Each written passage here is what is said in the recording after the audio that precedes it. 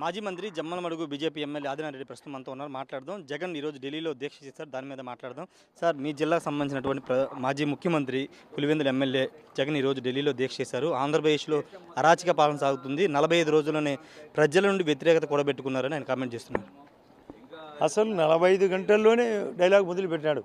45 రోజులు కాదు, 45 నిమిషాలు మొదలుకొని 45 గంటలు మొదలుకొని 45 రోజులు అయింది. తాపత్రయము మళ్ళీ పదవిలోకి రావాలా, ఏదోటి కుక్కవాగుడు. నిజం కాదు, అందరికీ తెలుసు. మొన్న 1వ తేదీ నాడు ఏ విధంగా అసలు పెన్షన్ పంచినారు, గంటల్లోనే పంచడం జరిగింది. రేపు మళ్ళీ 1వ తేదీ నాడు పంచుతారు. 15వ తేదీ నాడు అన్న క్యాంటీన్లు. నిన్న చూసినారు పోలవరానికి మేమే నిధులు ఇస్తామని కేంద్ర బడ్జెట్లో పెట్టడం, ప్లస్ అమరావతికి 15,000 కోట్లు 15,000 క్రోర్స్ ఇస్తామని చెప్పడము, ప్లస్ వైజాగ్ స్టీల్ ఫ్యాక్టరీకి అప్రూవల్ ఇవ్వడము, మా యొక్క కడప కొప్పర్తికి అప్రూవల్ ఇవ్వడము, పెద్ద ఎత్తున నిధులు, తర్వాత బోర్వకళ్ళు కర్నూలు జిల్లాకు పెద్ద ఎత్తున నిధులు ఒప్పుకోవడము, నేషనల్ లెవెల్ పెంచుతామన్నారు, హౌసింగ్ పెంచుతామన్నారు, జలజీవన్కు నిధులు పెంచుతామన్నారు. చూసి ఓర్వలేకున్నారు. ఇవన్నీ జరుగుతాయి. మనకు అధికారం శాశ్వతంగా రాదు, ఆ 11 రావు, తనే గెలిచే పరిస్థితి లేదు. కాబట్టి ఏదో ఒకటి అంటా పోతుంటే ఏదో ఆశ మటకా నెంబర్ మాదిరి అంటా పోతుంటే మనం తగులుకుంటుంది. మటకా నెంబర్ మాదిరి ఉంది పరిస్థితి. మటకా అంటే మీకు తెలుసు లేదో 1:100 ఒక నెంబర్ వస్తుంది, 100 నెంబర్లకు ఆడతారు.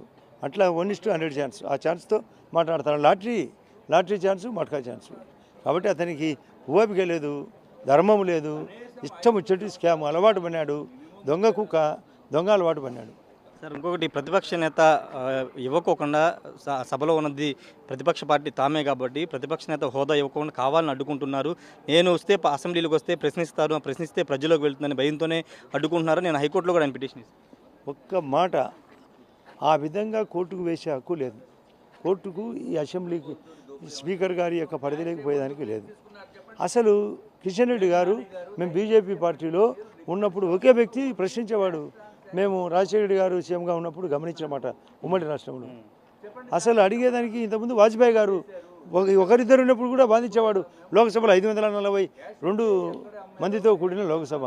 అసలు వాదించేవానికి 11 మంది ఉన్నారు. వచ్చి వాదించమనండి, నిలబడక పారిపోయి అసలు వచ్చిన రోజు నుంచి రాష్ట్రపతి పాలన. ఈరోజు ఆ రాష్ట్రపతి పాలన ఎన్ని రోజులైందో ఒకసారి చెక్ చేసుకోండి. కాబట్టి అతను మాట్లాడేదానికి అర్హత లేదు, ఆ మాటకు అర్థము లేదు. మీతో చాలామంది వైసీపీ ఎమ్మెల్యేలు, ఎంపీలు, అదేవిధంగా పార్టీలో సీనియర్ నేతలు టచ్లో ఉన్నారనేది జరుగుతుంది. మీరు కూడా ఇంతకుముందు కామెంట్ చేశారు. ఎంతమంది అసలు వాళ్ళందరికీ ఎక్కడ భయం పట్టుకునేదంటే జగన్ రెడ్డి వివేకానంద రెడ్డి కేసులో కమింగ్ అక్యూజ్డ్ కాబోతున్నాడు. పాత కేసులు సిబిఐ, ఈడీ ఉన్నాయి. ఇవన్నీ చుట్టుకుంటాయి. పాపము పరిస్థితి దగ్గరకు వచ్చింది. పత్రికలో గమనించండి. అక్కడ కూడా తెలంగాణ హైకోర్టు రెగ్యులర్గా విచారించమని. కాబట్టి పరిస్థితులు దారుణంగా ఉన్నాయి. ఇక్కడ చూస్తామా, ప్రగతి పరిగెత్తుంది ఆంధ్రప్రదేశ్కు. సెంట్రల్ గవర్నమెంట్ తోడ్పాటు, దానికి సొంతంగా తమిళనాడు సీఎం గారి కామెంట్ గమనించండి, పక్కన ఉండే తెలంగాణ సీఎం గారి కామెంట్ గమనించండి. ఇక్కడ నిధులు అంతా వచ్చినాయని అసూయతో మాట్లాడుతున్నారు. ఇలా పరిస్థితి వాళ్ళు గమనించడంలే.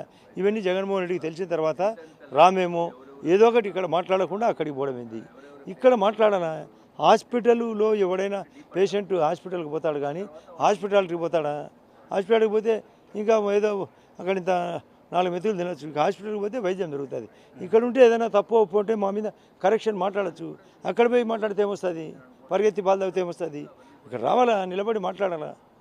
అసలు గవర్నర్ ప్రసంగానికి కూడా యొక్క గవర్నర్ నోట్లో నుంచి వస్తే యొక్క పరిస్థితులు తట్టుకోలేక పరిపినాడు. టచ్లో ఎవరు లేరా సార్ మీకు వైసీపీ? అసలు అందరూ ఉన్నారు. మేము ఇంట్రెస్ట్ లేము. ఎందుకు ఆ దరిద్రం అంతా మాకెందుకు అంటగట్టడం? మాకు అవసరం. మా సంఖ్య పుష్కలంగా ఉంది. అసలు ఇప్పుడే మీరు అక్కడ ప్రకాశం బ్యాగులు బయటకు పోతారు. మాయే పుష్కలంగా ఉన్నాయి. వాళ్ళెందుకు ఆ దరిద్రులు? ఫైనల్గా మద్యం మీద శ్వేతపత్రం విడుదల చేశారు. మీరు గతంలో ప్రతిపక్షంలో ఆరోపణ చేశారు. పెద్ద ఎత్తున పెద్దిరెడ్డి పాత్ర, చాలామంది పాత్రలు ఉందని చెప్పారు. ఇప్పుడు విచారణ చేసి ఆ పాత్రదారులు వాళ్ళు ఉంటే కనుక వాళ్ళ మీద చర్యలు ఉంటాయా? 100% బయటికి స్కాన్ చేస్తారు, స్కామ్ తీస్తారు. ఖచ్చితంగా యాక్షన్ ఉంటుంది. ఢిల్లీ కుంభకోణంతో పోలిస్తే ఇది అతి కొత్త కోణంతో వెరైటీ కుంభకోణం ఇది. ఈ వెరైటీ కుంభకోణం సులభంగా దొరుకుతుంది. కాబట్టి యాక్షన్ సర్టనిటీ ఉంటుంది. భయం, అసలు ప్రజల సొమ్ము వాళ్ళెవరు తినడానికి? అన్ని వేల కోట్లు, లక్షల కోట్లు సంపాదించిన జగన్మోహన్ రెడ్డి అత్యాశకు ఈ రాష్ట్రం కాలిపోయింది. రైట్.